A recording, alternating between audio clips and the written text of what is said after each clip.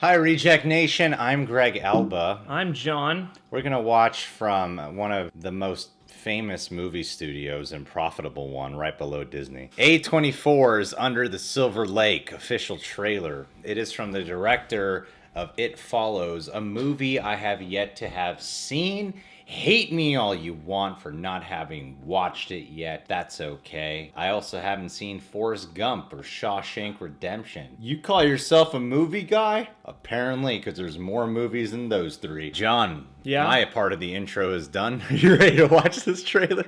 Totally. And Patron of the Day shout out today was going to go out to none other than Tony McGuire. Team G. Headphones on because we've had syncing problems. Let's do this. Oh, that crackle.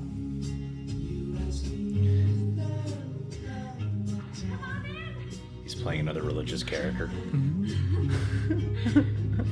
She looks just like a friend of mine. I saw you spying on me earlier. No, it wasn't. Okay. This feels like a 70s movie. See you tomorrow. Like it feels like one. Is she dead? Wow, that was quick. Who moves out in the middle of the night? Nothing strange about it. She wanted to leave. How does that not make sense? I don't understand why she didn't tell me. Maybe she didn't like you. Maybe she knows you're poor and haven't paid your rent. Some kind of code or like secret message in her apartment. It means to stay quiet. Our world is filled with codes, subliminal messages, from Silver Lake to the Hollywood Hills. Could any of this be connected to Sarah? I know this girl. There's a message in the music. Really think you can Whoa. find a hidden message in a pop song? 1, 2, 3. Can't quite see it, but I'm close. Honey, how are you? Mom, I'm fine. Mostly fine. Why do we assume that all of this information is what we're told it is? Maybe there are people out there who are more important than us, more powerful, communicating things in the world that are meant for only them and not for us. Damn. Oh, you think that's weird? A little. Vicky Lindholm. Welcome to Purgatory. Good to be here. You're Cool. living a carnival, hoping to win a prize.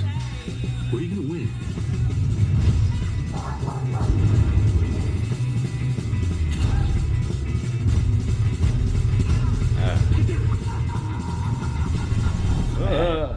Under the Silver Lake.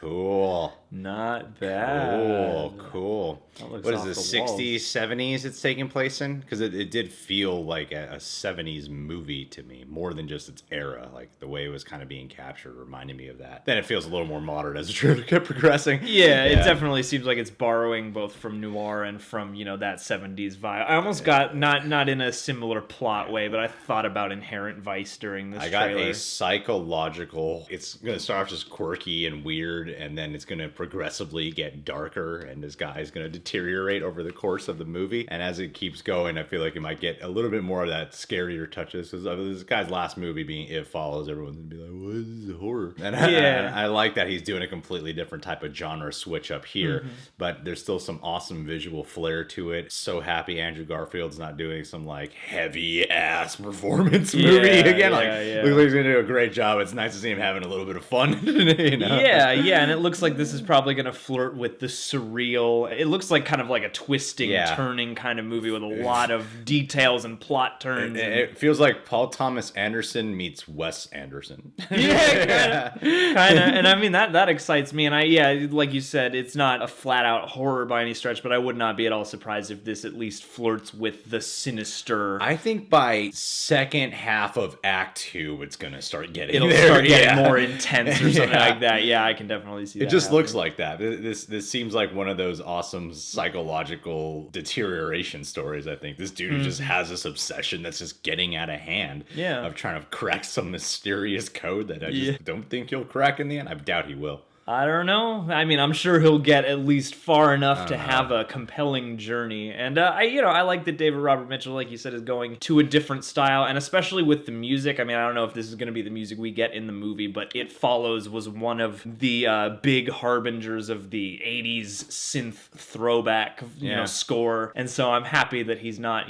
just returning to the same stuff again for this. It seems like he's really branching out with this one. Knowing what I've heard from It Follows and just seeing the trailer, I like movies where the music is like songs we know, songs from the era is going to probably be the soundtrack for this movie. Feels like it'll probably be edited. Certain sequences will be edited to that kind of song. Or like I imagine scenes that were written were probably with these songs in mind and stuff like that. Yeah, it seems like music in general is going to play a big part in this because there's so many records spinning, and there's at least that one room with all those instruments in it that they keep cutting back to and stuff like that. All right. Well, that was fun.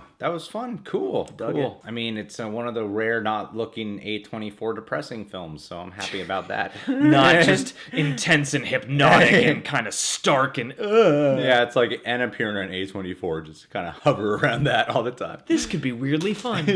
Tony McGuire, Patron of the Day shout out for you, buddy. Wanted to give you a shout out here because you are heavily into music. Music man. You're one of the, we have like a couple of patrons who are super about their music, and if there's one guy I know who really knows his history of music, it is you, my friend. And I could totally see you evolving into this kind of guy right here. Definitely. A dude who loves his jams and then meets some chick and then gets obsessed over her and just doesn't decide to move on and find someone new. Like, yeah, you crushed on a chick. Why are you getting obsessed?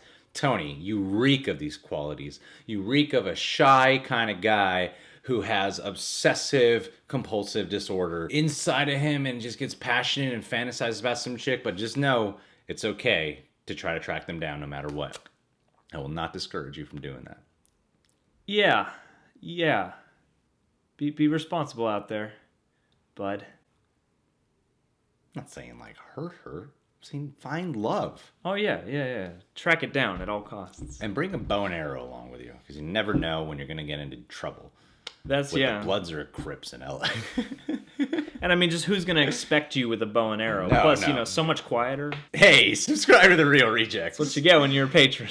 Click that notification bell to get notified every time a vid of ours is up. And check us out on Patreon. Weekly Q&As, full-length TV show, reactions over there. We'd love to have you.